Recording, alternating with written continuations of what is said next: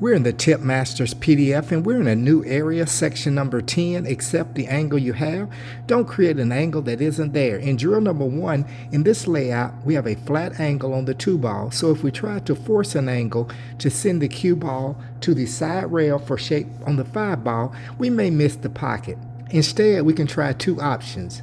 Option 1 is rolling forward, taking a long shot on the 5 ball, and that's labeled A.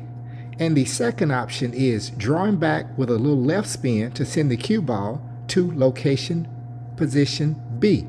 All right, everyone, let's sticker this up and get to it.